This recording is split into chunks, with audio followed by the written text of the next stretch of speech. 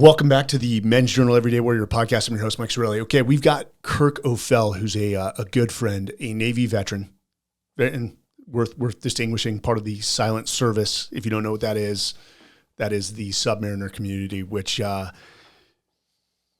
always heard it takes a unique type of individual to be in the submarine service.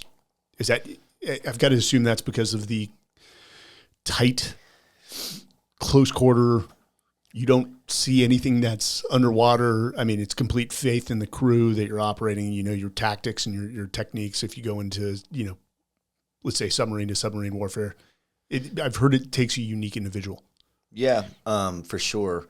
I don't know what it is that inspires people to get on a big tube that it's designed purposely and intentionally to sink itself. And traditionally we have submarines. I mean, think about the number of warships. You got I'd say about 320 different warships in the Navy. And I'd say about 75 to 80 of them are probably submarine platforms. There's multiple different types of submarines. Fast attack. The boomer subs could beach themselves on any country other than America and Russia, and that country would, by proxy, have the third most powerful weapon arsenal in the world. So people don't realize what we go trucking with on those submarines. But there's guided missile subs, there's ballistic missile subs, there's fast attack subs, and then there's special project boats. And you've probably seen some of those. I was able to get on a fast attack submarine, and I was just really lucky to be at school to where I had instructors that were like, you don't want to go there. So you have instructors that would invest into you, and they would kind of coach you and guide you along. I'm like anybody else that joined the military, though. I watched a lot of movies. And I watched a movie with, I think it was Denzel Washington. There was Hunt for October. Obviously, I read every Tom Clancy novel I could. But the GOAT. Yeah, think of it like this. I've always viewed submariners as the absolute dyslexic version of SEALs, right? We're the opposite of you in every way, but we're trained incredibly hard, which is something that I think we both share. Like the conditioning and training that you get into before you get on a boat is a high, right? And we do that because it only takes one dipshit, or sorry, I don't know if you had to edit that out, but it takes one person who lacks the professional etiquette that the rest of us have to make one accidental bump to a muzzle ball valve that could bring an entire ship down, right? So it doesn't take much to compromise the integrity of a submarine, which is why we pressure test the shit out of the crew as it gets there. So when you get to the boat, you're an FNG like everybody else. They typically call you a nub. I'm sure you saw it too, a non-useful body. All you do is take up berthing space and breathe their air and fill their shit tanks and eat their food, right? So you have to contribute to the crew. And I like that. I like how it was strength through attrition. I like that you would see the smallest people in damage control wet training turn into the biggest heroes, right? You can see the toughest guys that would implode under the pressure of the smallest task. And it really lent itself to those that had the ability to find ways to navigate objectively through moments of pressure. It's just we're not doing it chasing people down. We're doing it trying to contribute to a crew because you have some people that are working on only one aspect. We go very high, wide, and deep on the submarine community, and we invest a lot into people to go an inch wide and a mile deep into certain elements on the submarine. Not everybody's a generalist, right? I mean, your cooks can draw primary and secondary nuclear propulsion on a fast attack submarine. No kidding. Yeah, they have to if they want to earn their warfare pin, and that's why it takes a year. I mean, they're not going to go out there and operate valves, but they'll definitely understand the mechanical and electrical if they need to step up, because, yeah. I liked being on a submarine because it felt like not everybody could be there. And I felt like I was around a different type of crew. I felt like I was around people because you had to triple volunteer to get on a submarine, right? You volunteered for the Navy, then you had to volunteer for the community itself, and then you had to volunteer to be on a fast attack, right? So you're kind of, it's not for everybody. And most of the people that were there, they all had scars or baggage, or they've been through some pressure testing in life that they all brought that with them, and that just equates to grit. So you would find people with a relentless amount of grit, a chip on their shoulder that you would be immersed with in a crew. And then we were all striving to meet one standard, which means we policed ourselves very well. So if you made it to a sea cruise with us and you came back off that ship and we didn't like you were topside with your sea bag getting ready to cross the plank. A standard. Yeah, and the captain would do that too. I had an amazing commanding officer, and I had two. I mean, that's the other thing is there's always someone that slips through the cracks. I don't care. Even Navy SEALs have people that slip through the cracks. Without a doubt. Are you kidding me? It's actually a large percentage. Yeah. Large percentage. Yeah, and I'll say this. That's okay. because it polices itself. That will thin the herd eventually. It only or you put those people in a role where they can still contribute, but you, let's say, mitigate the damage they can do to the organization, or in your terms, the boat. Well, we had amazing officers. We had well-trained, well-led officers. And the captains, to be a captain of a fast attack, think about this. There's 75 subs. How many people in the Navy, right? So, the top 320 are the warfare, warship commanding officers. The submarines represent maybe 75 to 80 of those. They represent 50 to 60% of the nuclear deterrence in the world, right? And those captains are mavericks. When you run into a submarine commander, they don't give those out to people on accident, right? Those guys are very small fraternity, very tight group, and we expect a lot from them. I had a Navy Academy grad and a Citadel grad, and we had a supply officer on our submarine that made the mistake of running out of pork and beef with like 20 days left on a deployment. So we ate chicken, 4 meals in a row. That supply officer was the first guy on the submarine with his sea bag as we were surface transiting back into port, and he was off the boat as fast as we could because the commanding officer was like, "You don't feed my crew nothing but chicken for 20 straight days. Yeah. You're dead to me," right? So, and the reality is we hold a standard, and I knew that I could be in an environment where the standard was high. It wasn't for everybody, and I wanted to be around people that had to strive to make that standard. And you're not going to rely. Talent doesn't get you there. You have to work hard, and you could just do anything and maybe get on a surface ship, but you cannot do just anything and get on a submarine, right? And I just felt like the strength through attrition lent itself to something that made me proud. And I wanted to be around people that wanted to do more than the average, and I wanted to be around people that wanted to do something exceptional. I felt like submarines did it. I will say the only place I really saw a standard upheld was in JSOC. Oh, well, that's a different story. No, it's similar to what you're saying. If somebody didn't meet the standard, their bags were literally packed and they were redeployed or literally, as we say, sent back to the other SEAL teams. To the fleet. But you did say something where I think, and we're just not talking military here, that you said dipshit, one asshole can take down an organization, take down the boat. The culture's everything. But that is just not a militaristic sort of axiom. That is any organization. And you can build a beautiful company with 2,000 employees and somebody ties one on the night before, still has alcohol in their system, gets in one of your trucks and hits a car with a woman and 2 kids in it. And guess where that ends up? On the front page of your local news, if not, wider distribution. And it's tough to rebuild after that. So standards are not well defined, not well articulated, and not upheld within a lot of the business organizations that I work with. And for everything that you just said, that's why it's difficult to define what success looks like for some groups, because it's undefined. And that goes to aim. Like, again, your goal, that aim has to be laser tight. There has to be no ambiguity whatsoever. People need to know where they're going. If we sit here in Texas and say, well, if I hold my arms out and say, if I land somewhere in California within this range, which we know that range increases, and we consider that success, then that's nebulous. That is so nebulous, and people will move in different directions. You'll have people, as we say in the Navy, rowing different directions, not totally aligned, and that's tough to do. I don't fault business leaders, but have you ever heard the span of control of any one individual? So they say the span of control of any one leader, and it's different or varying per industry, is anywhere from like 7 to 15 people at the most. So you look at a leader, either a military leader or a CEO, their span of control is 15 people. Now, can they inspire beyond that? Yes, but that's where a CEO is then depending on his SVPs, EVPs, who are then depending on the middle level managers, who are then, and I'll say it, you came from a military upbringing. Your father was a Mustang in the Air Force, correct? Yeah. Vietnam vet. I was blessed where my father turned 18 underneath of a wing of an F-4 in Southeast Asia, loading bombs in F-4s. He turned 18, so he enlisted when he was 17. And he had a pregnant wife. And he had all of his kids. I'm his youngest, and he has a son in every branch, right? And I was his youngest. and he was a lieutenant colonel by then. And he was like 40 years old when I graduated high school, 42 years old, something like that. It was ridiculous. So imagine being 42, all your kids are graduated high school, and you're a lieutenant colonel. Young. And you're former enlisted, right? So I got to learn from a man that learned how to lead as an enlisted person, which represents 85% of the active duty military. And then I got to learn from a guy that became an officer, which represents about 12% of the active duty military. The other 3% are on the warrant officer sides. You know, there's I still don't know what LDOs. warrants do. Now, I'll say the SEALs, we'd always be like, what is it that you do? You know what I it's so found well it- defined in other services. Like the Green Berets have warrants.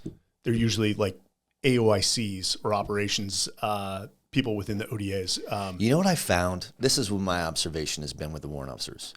They're the guys that just wanted to do the cool shit. They didn't want it to be responsible for managing other people. Does that make sense? Like, how do I just, like if they're in aviation, they normally were like, I don't want to be an officer because officers don't get to fly after. So once they're a major, then they come out of the cockpit and they're managing shit, where if you're a warrant, you get to fly your whole career. TF-168 is a perfect example. 100%. And we know what those warrants do, and they're the best in the world. You want people, like on a submarine, I wanted someone who sat on the front of the boat and just knew everything there was to know about sonar, especially when you're underneath the northern ice pack. If we're doing certain things, you need strong fire control technicians that only did nothing like that. So if you're doing counter drug interdictions and you're sitting around doing cool operations, you need people that are just conditioned and trained to do that shit all day long. And you want experts. And I think that our nation needs, I don't want to take a great pilot and force him to be a well-balanced leader and force him how to learn how to lead a group of people, when really I just want him on that stick, saving lives all day, every day. That's the problem with the military, and that's why people get out. You take a F-18 pilot out of the cockpit as a young captain and say, hey, you've got to go to the Pentagon. Where's the fun? They're just going to be like, this is not what I came in to do. And I get that. And that's, the Marine Corps contacted me. It's called the TMX, Talent Management Task Force. And it was a lieutenant colonel. And I thought he was messing with me. Contacts me. He's like, hey, we want to bring you in to help us because we're hemorrhaging O4s. And he was already on the right path. He said, we have these traditional tracks, which is the saying is either up or out. You either move up to the next rank or you're out. And we had talked about pathways where, again, you look at an F-18 pilot as an example. Hey, you can stay in the cockpit because we also spent, to that point, like probably $12 million to train you up in fuel, munitions, training. But it will slow your sort of, let's say, promotion status and make them well aware of, hey, they can get back on track. They'll be behind their peers that just want to command. And some people want to command, and that's fine. They do. But it is a major flaw in the military. I think the military over-professionalized in a way. And they lost the eyeball on the fact that it's about warriors. I think it's creating changing. Warriors. I think I see a huge change taking place within the military right now. I think that you may have said it best to me one time where I think there are some frontline leaders that we don't have to worry about. There are some politicians that rose through other areas of ranks, and you're going to have that. It's part of human nature. I mean, the military isn't an incubator for society's problems, so we're certainly not immune to it, right? So you're going to find weak leaders that have found a way to make it through, and it doesn't take much. It really doesn't take much. Just like on a submarine, like if someone pissed in the crew's water tank, it only takes one drop, right? So it doesn't take much is what I'm saying. One drop of piss in the water tank on a submarine will have a really negative impact. Whatever it could be. Yeah. It has a really horrible impact on culture, which has a horrible impact on output, productivity, safety, and everything downstream of that. Outcomes. So I think that it doesn't take much. And I think that what you're seeing is it's cyclical. I think that you have a lot of really good moments where we have a lot of stuff that bring us together and make us better. And I think that we have some areas. I think idle hands. I mean, I think proficiency has a lot to do with the amount of joy or fulfillment people find in their jobs. And if they are, you were talking about something like how big of a difference one bad person can make to a team. I refer to it as this. I had a shitty ass leader on my team, and he came from the military as well. And he came from a community in which you would expect greatness. And every community, it doesn't matter where you're at every altitude and airspeed, no matter how amazing you are, you will always have an element of failure or an element of weakness. Human nature is that we all struggle with our own insecurities. We all suffer from self-doubt. And without great communications, it could lead us to sabotage ourselves in incredible ways. Do you agree? Absolutely. I was going to say amen to that. So I've had people on my team that what I've learned is a lot of people will mistake being busy with being productive. And if they're not capable of doing what they're really meant to be doing, then they're going to go get busy doing a bunch of other useless shit until you give them guidance and direction on what the expectations really look like. You have to define what success looks like. And some people will realize, like, man, I don't got that. I don't have the ability to do that. And then you start finding a lack of productivity, but an increase in being busy, and then that creates more noise. A clear understanding of what they're trying to achieve and then putting deadlines on it.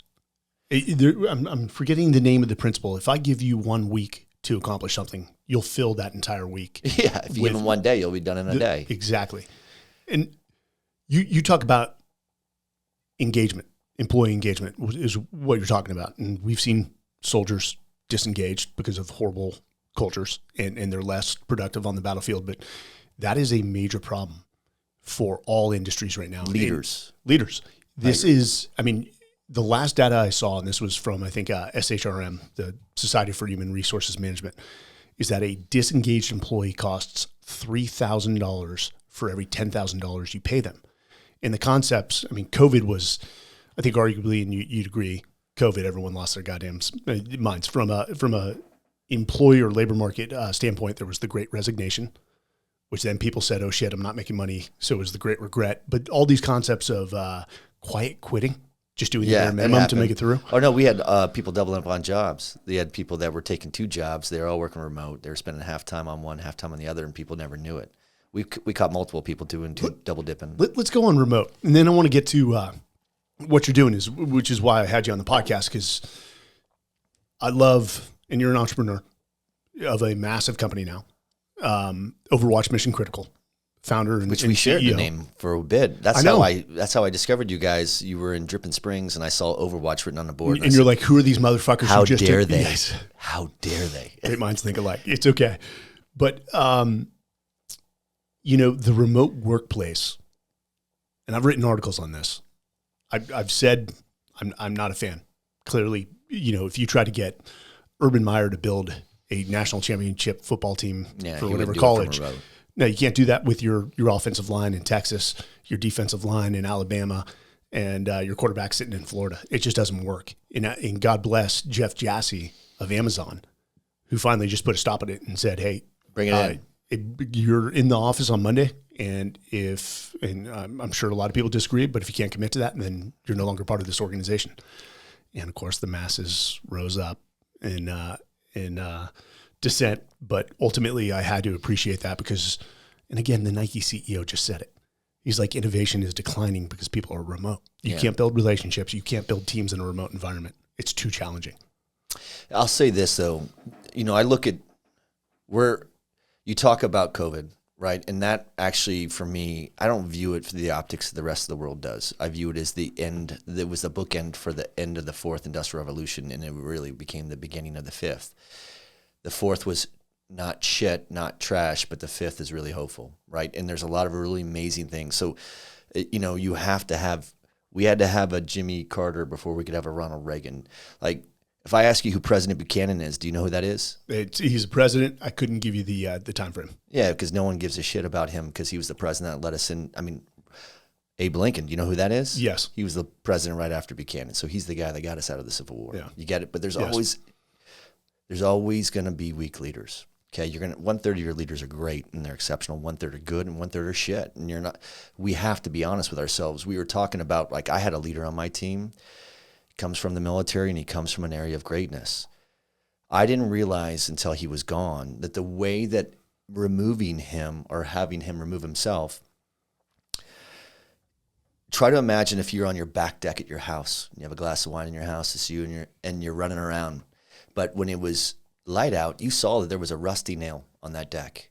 You don't remember exactly where it was, but everybody saw one. They all know it's there. So now you have your whole team on that back deck at night.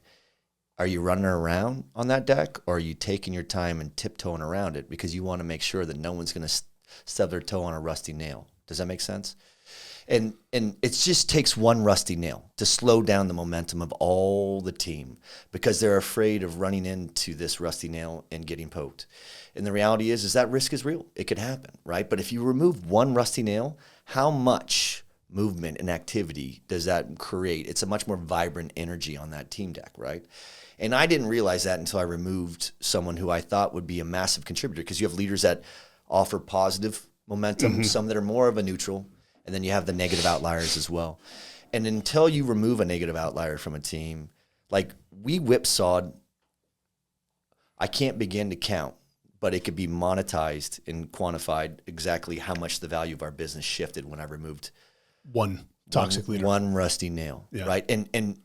And that was the most revealing. I mean, as a leader, you're a leader, we're founders.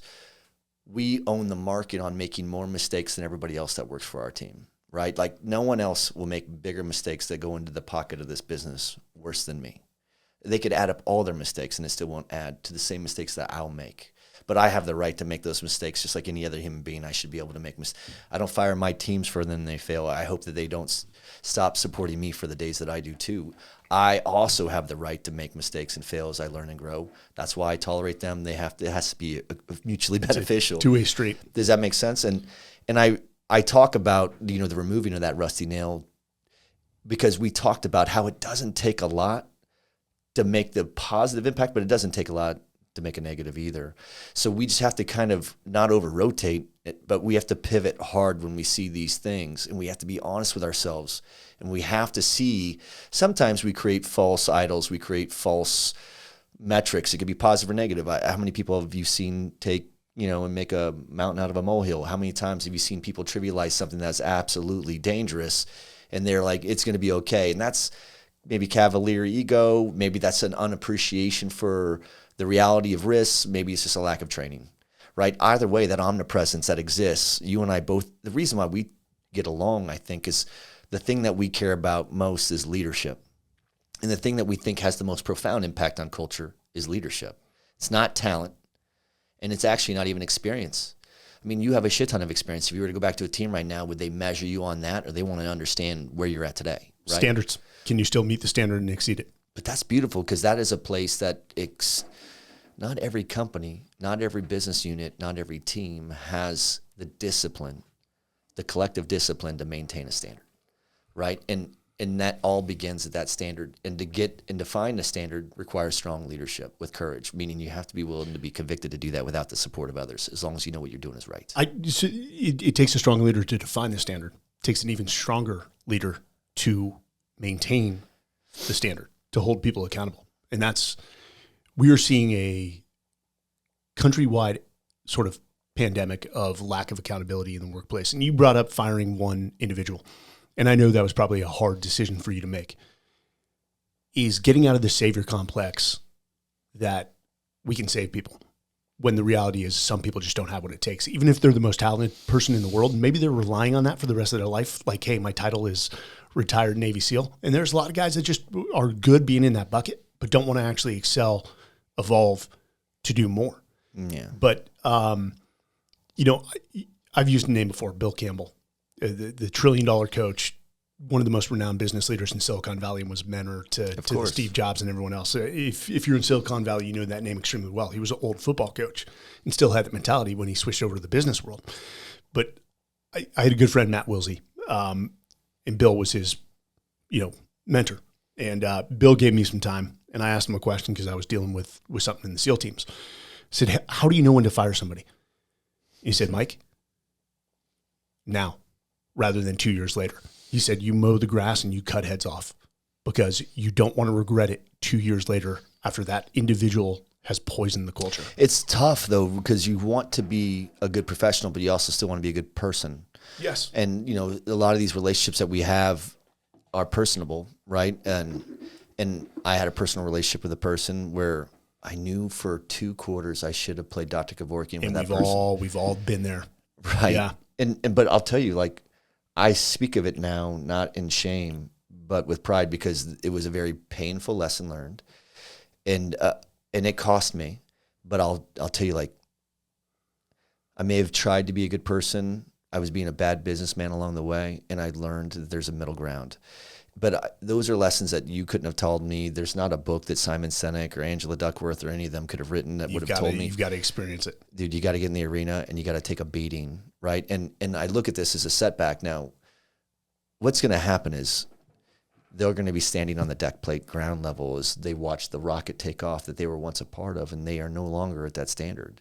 And I think at the end of the day, the reason why I started losing people is strength through attrition. My peloton was getting faster and stronger, and some people were falling out of the back end of it, and that's going to happen, right? So think about your community. You have, let's just say from a hillbilly math, there's 300,000 people in the Navy. I don't know if that's true or not. It's an arbitrary number. And I'd say 40,000 join, hoping to get in the Naval Special Warfare community. And of that, maybe 400, I have no idea. Let's say it's 1,000 of them make it into buds where they get to go. And of that, let's say 250, 300 graduate a year. I don't even know if these numbers are real, so just bear with me.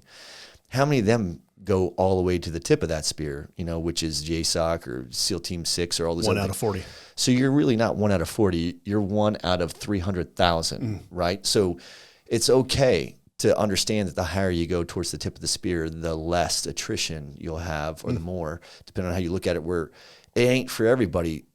We level up at each altitude and airspeed individually. That's the one thing that's unique about all of us, is we have our own emotional skill set, our own emotional range based on the circumstances of our lives. If you've noticed, people that have had challenging childhoods tend to have a better level of resiliency on dealing with trials and tribulations of corporate America as they get older, right? And why is that? It's because they were introduced to emotional things earlier on, so they're more proficient, and they've gotten really good at setting maybe more boundaries around themselves to protect themselves from lessons that are learned, right? But as a leader, I just created better boundaries from that existence, and now I'm more objective in the way that I manage. Like, I don't have a tribe. I don't have a family. I don't even look at us as professionals. I look at my entire team as athletes. And I'm like, you guys are professional athletes. You need to eat like athletes. You need to train like athletes. You need to think like athletes and hold yourself accountable to that level, because I'm trying to build a high-performance team. And if you want to see what it takes, it's not hugs. Go watch The Last Dance. Go see what guys like Michael Jordan, who defined generations of basketball, and who knows how many people he's inspired in that sport, right?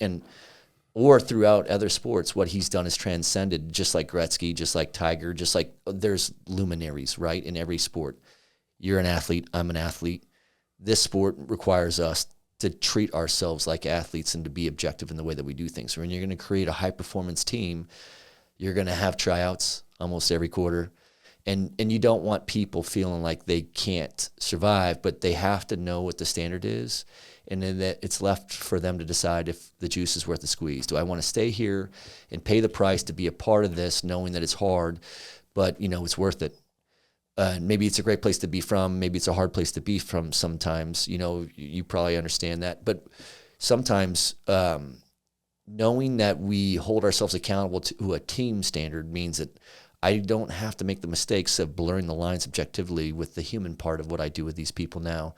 They know that I'll block and tackle and do everything that I can for them. But at the same time, I'm not going to let others suffer on this team because they've chosen to not want to do what it takes to meet that standard.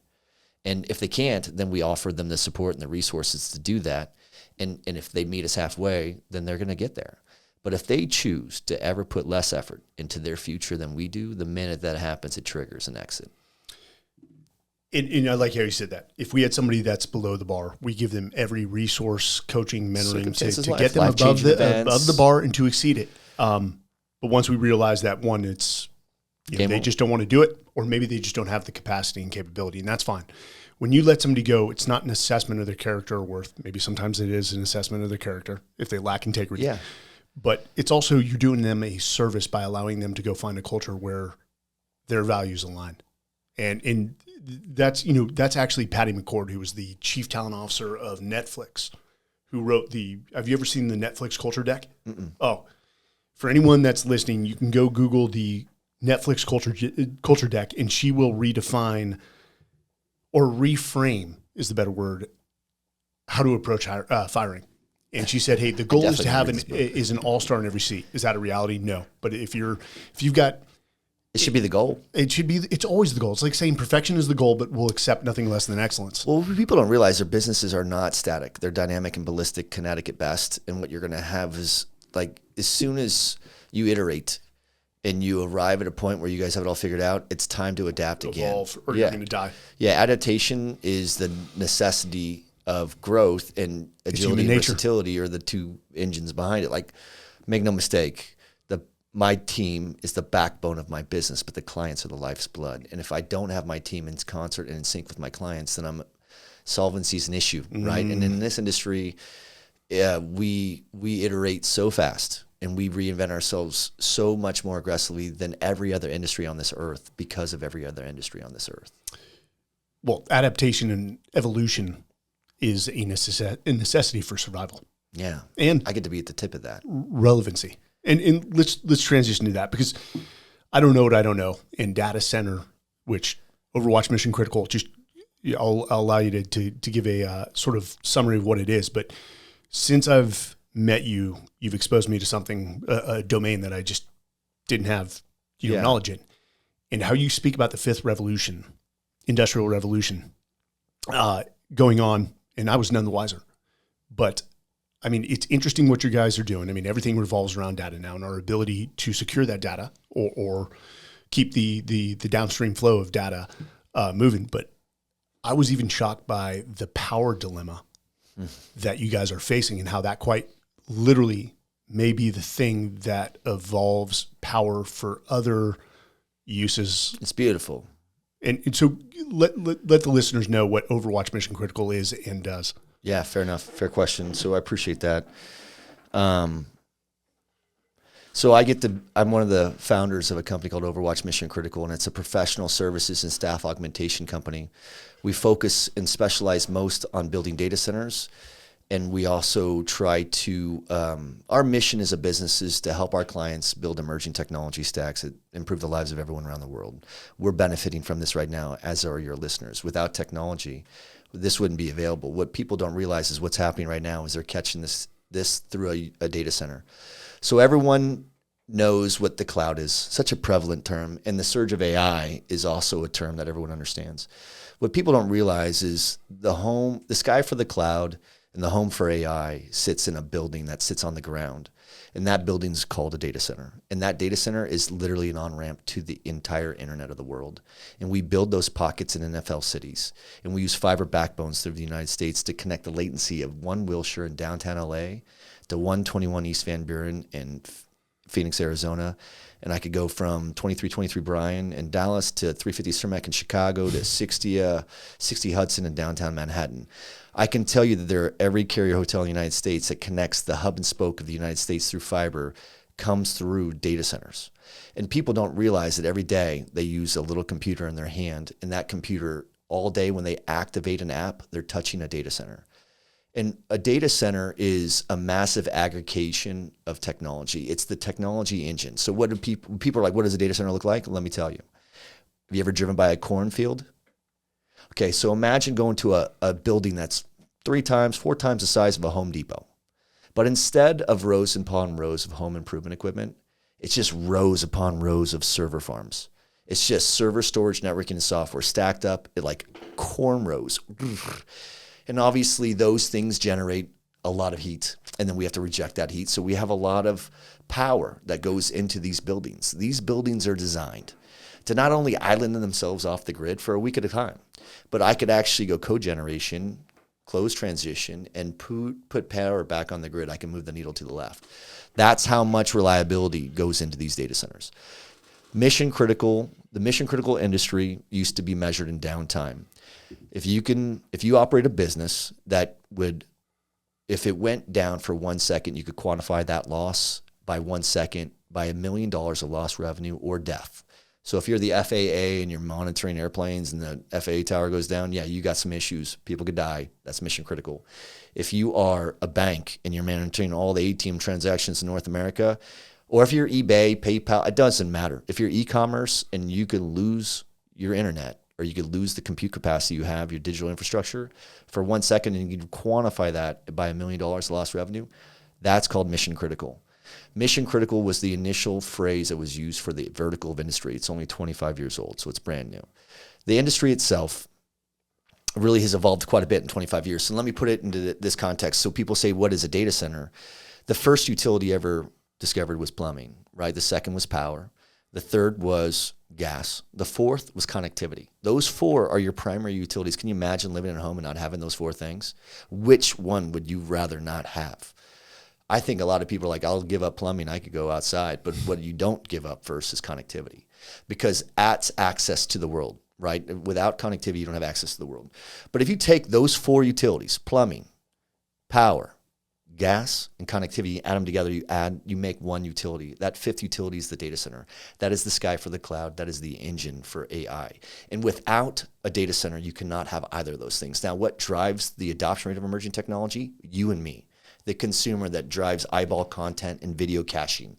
Every time I'm uploading stuff, every time I'm downloading stuff, every time I'm streaming stuff, every time I'm buying stuff, every time I'm sharing stuff, it always, always, always touches a data center. So all I do is go build these things that no one knows about. It's an oligopoly. It's the best kept secret in the world. But let me share you what else used to be the best kept secret in the world. We're the fifth utility, and people don't even know who we are. The second utility was power. Everybody knows what that was. And I could give you a little history in the industrial revolutions and what power already has. The first industrial revolution started in 1760 before the Revolutionary War. A lot of really cool things came to us in that time. The cotton gin, lots of stuff in the first industrial revolution. The most proficient or profound elements that we found was in a steam engine, which gave us the locomotive engine, which gave us the train that transformed the West. Then we had a little bit of a break between the first and second industrial revolutions, as you typically do. There's innovation that takes place, but it's not really turned into a revolution until the second. The second industrial revolution is where we found power, electricity, both AC and DC, as well as the combustion engine of an automobile. Again, massive changes to society. Don't get me wrong, every industrial revolution giveth with one hand and it taketh with the other. There's unintended consequences to everything. For us in the first, it really was a lot of pollution, a lot of urbanization. You're taking people from rural areas into cities where you have infestation, you have infections, disease. The second industrial revolution gave us a lot of medication. It gave us insulin. It gave us lots of things for vaccines. The second industrial revolution gave us a lot of power. But every industrial revolution gives us power. There was a break between the second and the third, and that was really because World War I broke out. Then we had Prohibition, we had the Great Depression, then we had World War II, then we had Korea, and then Vietnam. And at the end of that, in '69, we rolled into the third industrial revolution. I was born during that generation in 1975, where some of the cool unintended consequences that came in that generation were convenience food, which we now call fast food. And I don't think any of us understood the impact that fast food would have on humanity, society, the community, or our own personal lives at home.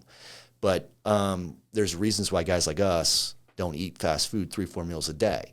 Not to say we didn't at one point. We were kids. We probably did. Back then, we didn't understand how obesity would impact our economy, right? But at the end of the day, we don't know what you don't know, right? But we spend every industrial revolution introducing new technologies that are emerging while simultaneously fixing the challenges that came from the last one. Try to think of industrial revolutions as Goldilocks. At first, it's going to be too hot, and then it's going to be too cold before it's ever just right.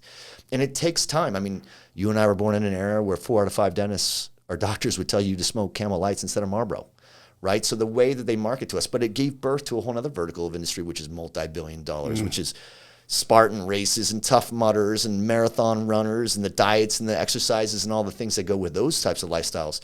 But it's really, we get better, where there's a more level of awareness that technology gives us. But technology could come in many forms. Technology could come in a handgun. Handguns save a lot of lives. They also take them. But it also comes in the form of social media, which has caused a lot of bullying, a lot of depression, a lot of anxiety, a lot of suicide. But it's also inspired a lot of people. Like, I get the best cooking recipes. I get my workout ideas. I could get a text about Mark Anthony on something romantic that I could send, or I could have something that's stoic. Sometimes I'm seeing shit that you post, right? So what I'm saying is technology has allowed me to meet you and meet a lot of other people. The third industrial revolution really gave us nuclear power, right? We created nuclear energy, we're nuclear weapons, but we had nuclear power, we had compute power, we started rolling a lot of powers on. Now, the third industrial revolution ended in 2000, the dot-com bust. Now, when we started the fourth, we started more power. We started quantum compute, we started a lot of AI, AR, VR, autonomous driving vehicles, drone technology, power. right? But I mean, in the third, we mapped our own genetic DNA. By the fourth, we're editing it, right? So technology gives us shit, but it also gives us unintended consequences and byproducts that we as society need to muck through. The fifth industrial revolution started at the end of 2020, right? And that's at the end of COVID, basically. And what happened is we started with the fifth, and the fifth we all know is designed for humanity to have a more healthier, harmonious relationship with the machines and the technology in our lives. What does that mean for people like us? It means we'll look at technology one day like we look at fast food today, which is great. So the awareness, look, I'm using the same technology to bunk corporate media sometimes or mainstream media to get to actual facts, because there's really important truths that exist that some people don't want to share with us, but the access is out there. Technology allows me to get access to it, which allows me to protect myself, mitigate the risks that I have in my own personal life or that of my business. But I get to use technology in a way in which I'm not scared of it, right? You and I have talked about this off. I think I have 350 whole followers now on my Instagram. Now, it's obviously massively different than my LinkedIn because that's the only platform I gave a shit about, right? Which I'm investing into my professional career. You and me both. Yes. But all my private stuff is my private stuff, right? But I realize I'm at a point now in my life where it's going to be a little bit more blended, but it's okay. I don't need to be scared about posting that stuff because it's always too hot and too cold before it's just right. And I'm settling in.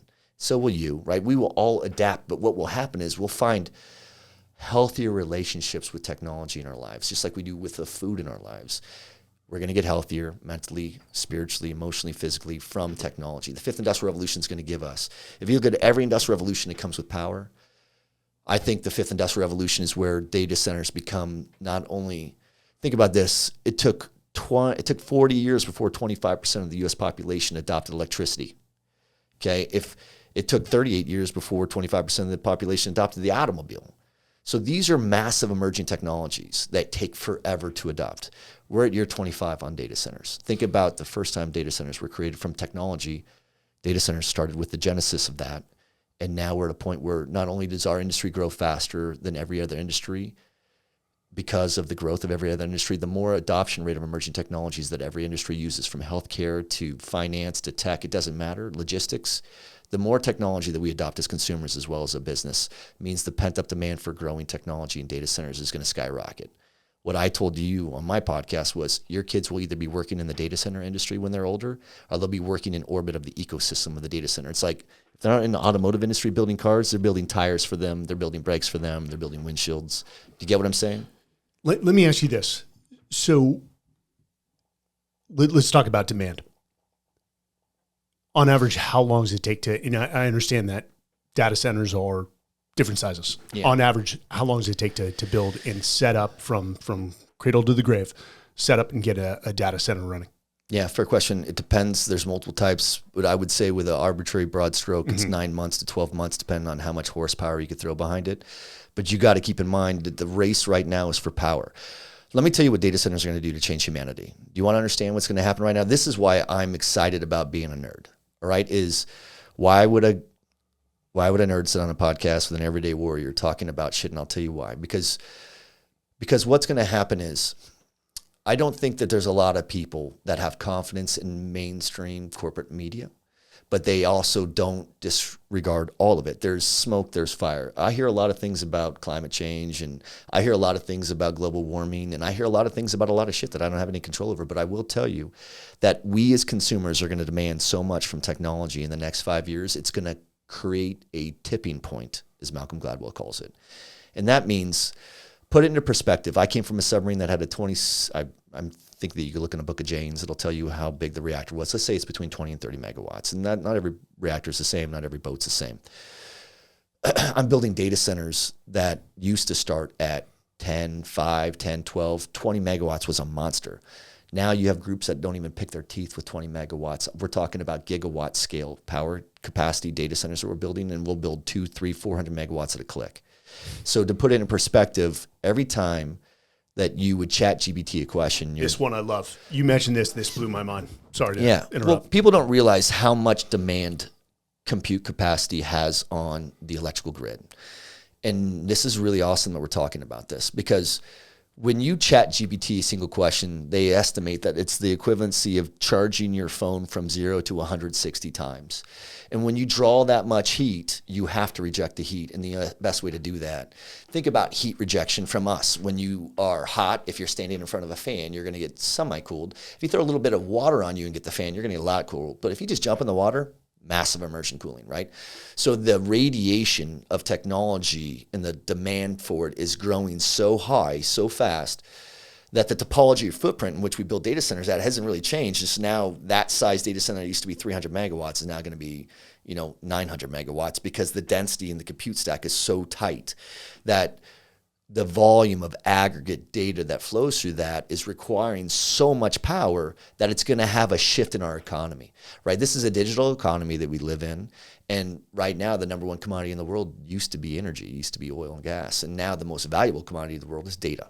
And we need to get access to more data, and we need to be able to originate and generate it. Now we're not just doing it ourselves as human beings. We've generated more information on Earth in the last year. The metric was, in 2023, we generated more information in those 12 months than we had in the history of the world combined. Right now, we're targeting 9 months. And I mean, the technology, the adoption rate of emerging technology only speeds up over time, right? So if it took 40 years for electricity to be adopted by 25% of the mainstream media, just know this, it took 4.5 years for 100 million people to adopt Instagram. It took 9 months for TikTok for 100 million users. It took ChatGPT 5 days. So the more we roll out technology, the faster the adoption rate of these emerging technologies. And that's a good thing, because the faster we adopt it and iterate into something else, the faster we can iterate away from the bad habits and the unintended consequences that came with it, right? So we're moving at another altitude and airspeed on power, and we're building data centers now at such a massive volume of scale that there's just simply not enough power on the grid. And we're staring down the barrel of no less than 20 gigs of demand right now in the next 3 years, because we're in what's called the data center gold rush, which means that we cannot build power plants fast enough, and there's not enough grid capacity in the United States. What you have radically sophisticated procurement teams that are armed to the teeth at Facebook, Apple, Microsoft, Google, Amazon, as well as the G1K, or the Global Fortune 1000. And they are all hiring resources to go pick pockets of power throughout the United States where there were once distressed assets. Maybe a smelting plant here that went down, or maybe a power plant there that went down, or maybe you're up in the middle of Pig's Knuckle, wherever, and there's a former manufacturing plant that's distressed and it had a negative impact. But that's still just a Band-Aid on a problem. So it's we all know that necessity is the mother of all inventions. Yeah. So within the data center industry, people are looking at the power dilemma. So the solution in the next 5 to 10 years is 100% natural gas. There's renewables. The problem with why not nuclear?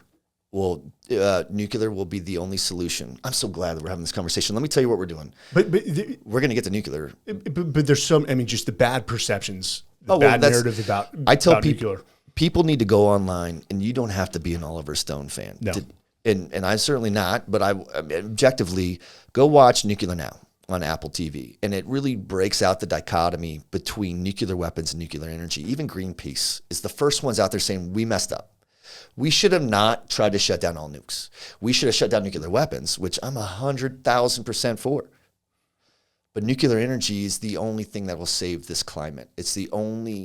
What we are doing with fossil fuels is untenable and unscalable. Mm-hmm. And now we can't use renewables as efficiently as you want. It's a great application. It's an amazing concept, but there's no storage behind solar. I could have a very sunny day and I don't need anything from fossil fuels that day, or a windy day. But what happens on the day where I have way more capacity? I don't get to store that. All right, or I can't put it in an environment which it could be stored in a safe way. Communities don't want that right around their neighborhood, right? And we don't want that around our neighborhood. So we use the renewables on the days that we can, and on the days that we can't, we use what we have, and that's typically coal or fossil fuels or something else. We're going to go to natural gas because it's less dangerous. There is storage, and capacity is the only limitation right now on natural gas, but the pent-up demand will force it to iterate, all right? So pressure and pain is the only thing that makes these changes. And then what you really need is people with big fat brains that are come in and make a business case to justify the finance move on making the shift. But what we do is we're just patching natural gas, renewable energy solutions together to go. We know that the grid's not going to supply the power that we need for data centers to support the demand of us consumers and these businesses that rely on technology to grow. So what's going to happen is we're going to have to start building nuclear power plants, and those don't happen overnight. So we have 10 years to build nuclear power.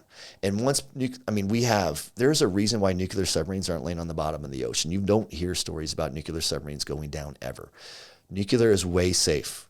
It's just people don't understand that. Like, people ask me, would you... Chernobyl, 3 Mile Island. Yeah, but those aren't... still stuck in their heads. We're talking about small modular reactors, SMRs. Yes. We're not putting Homer Simpson type shit out in the neighborhood, right? We're going to go have something that is so small, it'll sit somewhere in the neighborhood and no one will even know. You could build a shack around it that looks like a house where it could be safe, where people can't drive a train, people can't harm it, but it'll sit underground, it'll do something. But that 30 megawatt reactor that'll supply all of that town.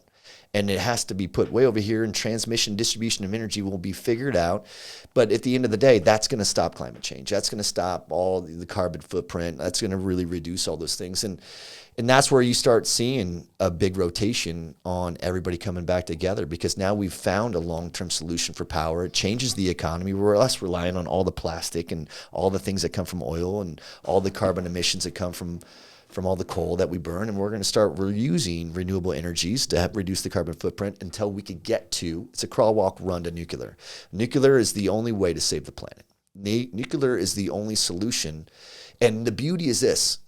Let me tell you how the dominoes, we consumers are driving the compute demand of aggregate data, meaning him, you, me, whoever else is uploading and downloading or completing or creating data. Which I've got to assume was amplified by COVID. 1,000%. You had Microsoft within like the first 2 weeks of COVID said they had a 750 or 775% demand spike in cloud. And that didn't really regress, right? So we as an industry, I was growing at a double-digit CAGR during COVID, even when it was like my guys would be getting on planes and there would only be one person on the airplane sometimes. But like, we were essential to making sure that all the compute technology that was being massively utilized during remote operations like COVID didn't go down, right? So like, we are the engine under the hood. So people are like, what are data centers? It's the sky for the cloud. The cloud sits on a building on the ground with a bunch of security around it. It's just as hard to get no data center as to get on a submarine, all right? But not quite, but you know what I'm saying? It's, as a civilian, it's tough, right? You're going through all kinds of badge biometrics, and there's man traps. There's a million things you go through. You just don't have a person standing there with a gun saying, let me see that ID. That's really the only thing. But there are some operators that have that too. So I've given multiple speeches. Yeah. It seems like all the data centers in New Mexico. And it was tedious just to get on. I'm like, hey, I'm your guest, but the security protocols were, I understand. I understand. It was at the time, I probably just didn't want to deal with it. But people don't realize that the internet is a bunch of buildings on the ground. The sky is on the ground. The sky for the cloud's on the ground. And look, we started the worldwide internet, or the IoT, the Internet of Things, and we all saw what that did to society and humanity. Then the cloud came in, and the cloud had a 10x growth demand over IoT. And we were standing here going, we don't have enough compute capacity to support the adoption rate of emerging technology and the demand of us in society. So what happened next is we started doing a whole bunch more stuff. And as soon as we started getting good at building cloud, all of a sudden this new thing came along called AI. And holy shit, AI took cloud and ripped its head off and said, let me do this right down your neck, because this is going to be 100x of what cloud was. And now we all looked at it and we're like, game over. We don't have the ability to keep up with the adoption rate of cloud today, let alone AI. So people are worried about AI's capabilities and limitations. I'm like, let me tell you, AI chews through so much power that we won't be able to use it. And then consumers will be pissed because they can't use it to the full range and effectiveness that AI can actually deliver at, because there's not enough power to support it. And we're going to have to start making changes in the way we address the optics in which we view power will shift like a paradigm Mission for everybody. critical. Well, look, you and I come from mission critical. We didn't measure it in downtime. We measured it in our own mortality, which is why I focus so hard on bringing military into this industry, because we already get it. And so I want to get into that, because this is one of probably the top 3 reasons I asked you to come on. So you are in an industry and you know what? The more I talk to people in the data industry, they always just say, oh, we're just a bunch of nerds. You guys are fucking pioneers, man. And switching that mindset. And I know, like, we're all self-deprecating. It's like an infantry guy. I meet an infantry guy and say, I was just infantry. I'm like, no, you're infantry and you guys win wars. It's my job to say they were just infantry, not theirs. Does it make sense? Like, I'm supposed to be, I got infantry guys. I'm like, they're just infantry. But the reality is you're right. They were special. So you have made it a point that you're doing well in life. You've got a company that is growing massively, like you said, 20 CAGR. But you're trying to bring a lot of veterans along. If I remember correctly from our offline conversations, there is a labor shortage of around 300,000 people in this industry. And so you're aiming to continue doing what you're doing, support the fifth industrial revolution, but pull as many veterans with discipline and accountability, with commitment, with loyalty into this industry. And for that, I applaud you. But talk a little about what you're doing to bring more veterans into this space, which also means lucrative careers that they can feed their families and change their station in life. Yeah, that's what it's all about for me. Like, I love building data centers. I came out of the military in 2000, put myself back through college. I was enlisted, put myself through school as a UPS service engineer, graduated, and had an insatiable appetite to learn. It was accelerated with the fact that I got cancer and was told I wouldn't be alive in a couple of years from now. That was 16 years ago, and that changed the way I view every aspect of my life, right? And I was blessed to have that situation so early on in my career, so I didn't waste so much of my time in some homogenous competition or construct that society says I needed to do to be successful. I was able to rip that shit off and go. And what I found was my ability to move throughout the industry. No one cared where I went to college. No one cared if I went to college.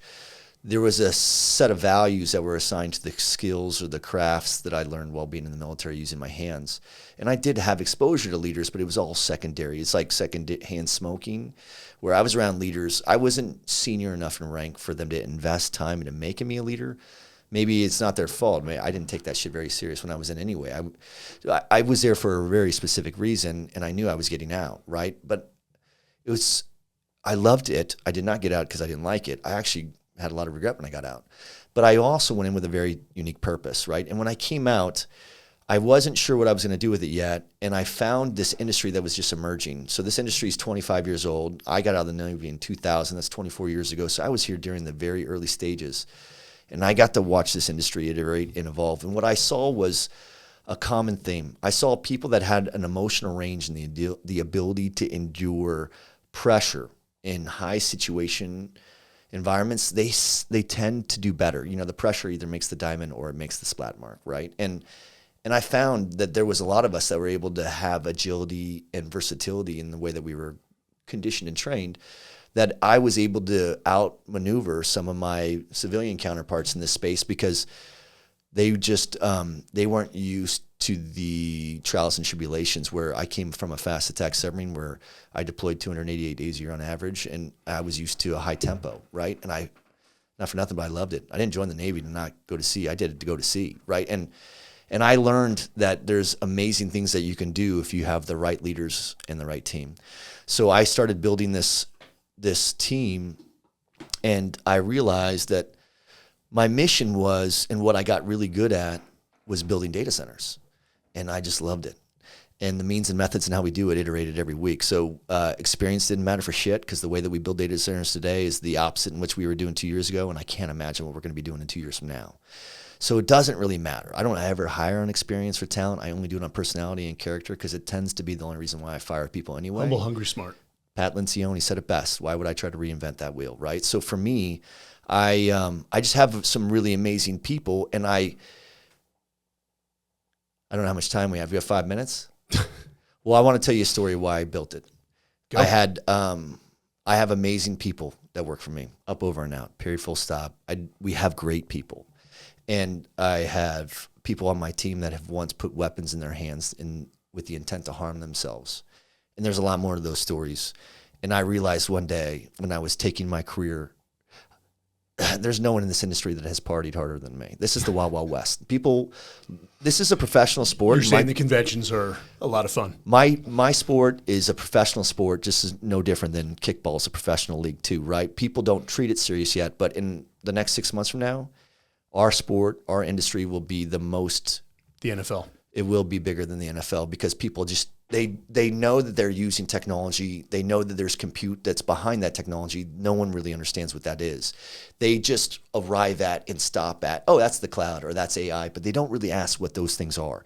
And when people start trying to really scratch the paint and understand what's going on below the waterline, it's an iceberg. All they see is above the waterline. They see AI and they see cloud. What they don't see is 90% of that, which fits below the waterline, which is the engine for technology, and that's what I build. But I don't really build data center technology stacks. I used to think I just built teams that built those things. And I was like, no, I build leaders that build teams that build that. And reality is I build relationships with veterans. And I'll tell you why. I love building emerging technology that changes the lives of everyone around the world. But my real purpose as a business is to stop the suicide rate within the veteran community. The only way to do that is to give them a job of significance in which they are inspired by what they do, they feel safe by what they do, and they're fulfilled by what they do. And we spend a lot of time making sure that those three things happen. We're humans. We're not perfect, but we have the right to fail as we try to grow and learn forward too. So I love taking people that are transitioning out of the military and they don't know what they don't know. In many cases, they don't even know this industry exists. They're looking to go back to where they came from. Maybe they got a cousin or an uncle or someone in their family that works at a company that could get them a job. I don't know shit about that. I'm like, there's an industry that loves you, finds tremendous amount of value in it, and most importantly, they need you. We are 300,000 people short between 9 different job domains that represent 265 different jobs in this vertical of industry. We don't need college degrees. If you went to college for this, by the time that you graduated, everything that you started your freshman year would be automatically obsolete in this world anyway. All I need is someone that has the ability to come in early, stay late, and volunteer to do hard shit, and we'll find a job for you of meaningful value, and we'll pay you proportion to that value. The whole industry is starving for talent. I can't get it coming out of college. I can't get it coming out of the trades, and I can't get it coming out of high school. But I do have thousands of soldiers, sailors, and airmen that are leaving the military every month. And they didn't join the military to make money. They did it to make a difference. And I want to offer them an opportunity of significance to make a difference in an industry that's growing. We're blue sky. In the next 6 months from now, this industry will be, first of all, this is the most punk rock industry you've ever been in. It's the most amazing industry you can imagine because it's so under the radar. We get to iterate faster because we don't have the bureaucracy and the regulators. But the founders of this industry are going to be sunsetting soon, and they're going to be the policy makers of governance, and they're going to get us to have more ethics and all the things that go into taking an industry and making it more mature and more mainstream. But we have to grow up and do that to solicit the talent that we need. I don't need people going to SpaceX. I need them to come here. I need all that passion and all that talent, although I don't really hire for talent, I want their talent and their passion to come here so we could groom them and develop them to contribute to something greater than themselves. What I found is military people, they're really trained on advanced weapons and machines and technology, and they're used to being conditioned and trained. They believe in hierarchies, and they're the best ones to come in because it's left seat, right seat, cockpit training from the moment you get here, right? And I know that they've been through the same thing that you and I went through. And that's the pressure testing and the stress inoculation that starts at basic training. That's not, I mean, they're not hugging you to death when you get the basic training. They're in your grill. They're trying to, redefine the constitution of you as a human, and they typically do a pretty decent job at it. And if I could take those people and then give them an opportunity to be significant again, then I could help advance this industry. And if I could advance this industry, then what I will do is I'll advance society and humanity by driving more to the tipping point that gets it to the point where data centers merge so much, demand so much power, that it requires a tipping point in economies, which means we no longer rely on fossil fuel and coal. We will rely on nuclear energy. Until we get there, we're going to use natural gas. I'm a veteran listening to this, thinking, hey, Kirk, this sounds pretty good because I'm a little lost on where my path is heading. I'm about to get out. I ETS, as we say, in about 1 year. Where can vets find you to look more into this industry and the opportunities you at Overwatch can provide them? That's a good question. I appreciate it. So there's a few places, right? We host conferences. The microphone allows us to get on every base and every post that we could get to. LinkedIn is a social media platform that we use as professionals. We're professional athletes just like them. They need to reach out to us on that. And everybody, the beauty about this industry is everyone's approachable. I have Henry Ford in this industry. We have, every industry has celebrities. Your industry has celebrities. You're one of them, right? What I'm saying is every industry has celebrities and we know their names. This industry has celebrities, and even those celebrities are approachable. Can you imagine if basketball was to the point where everybody can walk up to a LeBron James and talk to him? My sport has a few LeBrons, and those people, I could go to them with my hat in my hand right now and be like, I have a stupid question. I'm like, Let's do it, because they want to advance this industry. So I would say find us. We're Overwatch.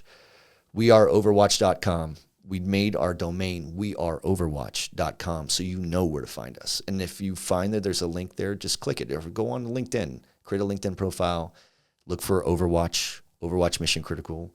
We're not doing this to take part of this industry. We're doing this to grab as many soldiers, sailors, and airmen as we can to stop the cycle of suicide so that we could take over this industry. This industry doesn't only need us. It finds so much value in what we've been conditioned and trained on that it doesn't matter if you're a bullet sponge in the infantry or if you're a submariner. It does not matter. What matters is what you can do in this industry, not what you did do in the past. And I think that people come here, they didn't join the military to make money. They wanted to be significant. And I offer significance if they come into this industry and join it with us. Does that make sense? It does. Well, Kirk, I'll say this. If a good majority of humans had the passion you have for what you do, regardless of their profession, this world would be an immensely better place. And that's, let's be honest, a good portion of people within the United States, possibly the world, I can't speak for the world, lack passion. They lack focus. They lack a concrete goal, that aim for where they're heading. And you're trying to provide that. And that's altruistic. And I commend you for that, man. And we all started from somewhere. Hey, I was them. The people that you were just describing was me until I had a moment, right? And we all have a moment. So you're a moment for a lot of people. Hopefully we get to be a moment for other people. But I'm trying to change society, and I'm trying to change humanity. And the industry that I work in is the only one that can do that. No other industry can transform society and humanity more than data centers, because we all share. It doesn't matter if it's professionally. Try to imagine doing your job professionally without using technology, and then try to go home and manage your life without it. As long as there's those things, there's going to be this massive demand for the compute technology, and that compute technology is called a data center, and that data center is the sky for the cloud, and it's the home for AI. And without data centers, there's no technology. So we need people to start looking below the waterline a little bit more and trying to understand how to get more involved with that, because they all love the product. They all love technology, and that I've never met anybody that wants less of it, but they just don't know how they can take their skills and their passion and park their careers in an industry that needs them, is starving for them, will pay in proportion of their value, and give them every opportunity to grow. We just need to get more of them here. So I appreciate you giving me the opportunity to talk about it on your podcast. You said something. I'm proud to say I started as a PFC in the Marine Corps.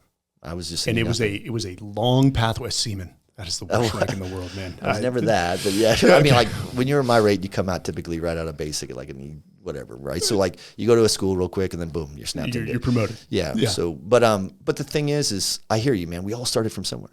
Absolutely. So listen, thanks for your time. It's an honor to meet you and spend time with you. I've had a chance to spend a lot of time with you, and I think that you and I plan on spending a lot of time together in the days to come. I think we will. So again, for everyone, veterans or just listeners, go to weareoverwatch.com. I will say, in terms of branding, you guys nailed it. Whoever your graphic designer is, and I know you have input, you guys have nailed it. And especially, can people buy your T-shirts online? Yeah, if you go to our website, there's Data Center Savage is another website, but you'll link it from ours. Yes.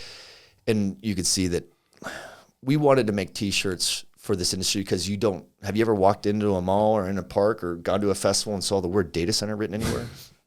You've done it in an interesting way. We're trying to get the word more prevalent. That word will one day be at the tip of the spear for everyone's lexicon. Give it 2 quarters and everyone will have been, it's such a prevalent term in the next 6 months from now that everyone will have been familiar with what that word is. It'll just take a few years before everyone understands what it is. But data centers, we're trying to make data centers cool again, so we're trying to make cool shirts for it. And you go to our website and you could pick us up. We also host one of the most popular conferences in the industry. It's in Austin. I rent out Austin City Limits for 2 days in downtown Austin every year, and we host. We didn't think the industry really necessarily needed another conference. We just felt that it needed a better one with a better purpose. So we get a little bit more disruptive, and we try to create an opportunity where our environment allows for a greater exchange of ideas. So we bring in some of the most powerful people in the world from the technology industry, from every one of the major companies that we've talked about, and they all get on stage and they all talk about what's coming down the line. And it's really exciting. So I'm excited to talk to you. You're going to be on that stage with me, and we're going to be talking about leadership. Let's do it.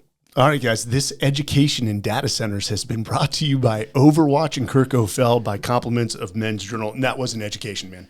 Again, I think a lot of people listening to this who just like myself had no clue will wake up to the demands of this industry from the American society and the world as a whole. So every listener that you have to this podcast touches a data center a dozen times a day. This podcast is an example of how they're touching it. Damn, know the world you operate in and how it operates, yes, and sir. the mechanisms. All right, guys, this has been a great episode, Kirk. I appreciate it. And from Men's Journal, the Everyday Warrior podcast. Till next time.